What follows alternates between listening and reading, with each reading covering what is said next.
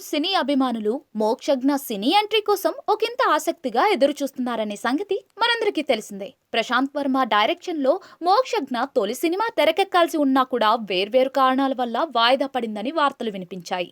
అయితే మోక్షజ్ఞ నాగశ్విన్ డైరెక్షన్ లో నటిస్తారంటూ ఒక వార్త సోషల్ మీడియా వేదికగా తెగ వైరల్ అవుతూ ఉండటం ఇండస్ట్రీలో హాట్ టాపిక్ గా మారుతోంది. నాగశ్విన్ డైరెక్షన్ లో తెరకెక్కిన సినిమాలు తక్కువ సినిమాలే అయినా ఈ సినిమాలన్నీ బాక్స్ ఆఫీస్ వద్ద సక్సెస్ సాధించాయనే సంగతి తెలిసిందే.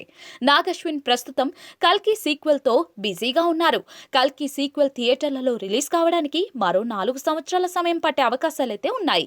అయితే మోక్షజ్ఞ సినిమాకు దర్శకత్వం వహించడానికి నాగశ్విన్ నుంచి గ్రీన్ సిగ్నల్ రావాల్సి ఉంది.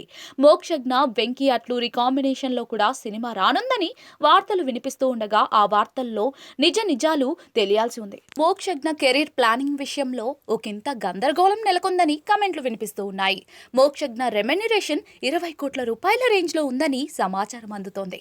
మోక్షజ్ఞ నెక్స్ట్ లెవెల్ ప్రాజెక్టులను ఎంచుకోవాలని ఫ్యాన్స్ భావిస్తూ ఉన్నారు. మోక్షజ్ఞ మీడియాకు దూరంగా ఉండటం వల్ల కూడా ఎన్నో ప్రశ్నలకు సమాధానం దొరకాల్సి ఉంది. మోక్షజ్ఞ బ్యాక్ టు బ్యాక్ సినిమాలతో కెరియర్ ను ప్లాన్ చేసుకోవాల్సిన అవసరం అయితే ఉందని అభిప్రాయాలు వ్యక్తమవుతూ ఉన్నాయి. మోక్షజ్ఞ అద్భుతమైన ప్రాజెక్టులను ఎంచుకుంటే మాత్రం కెరియర్ పరంగా తిరుగుండదని చెప్పుకోవచ్చు. నందమూరి మోక్షజ్ఞ రేంజ్ అంతకంతకు పెరుగుతూ ఉండటం ఫ్యాన్స్ కు సంతోషాన్ని కలిగిస్తోంది.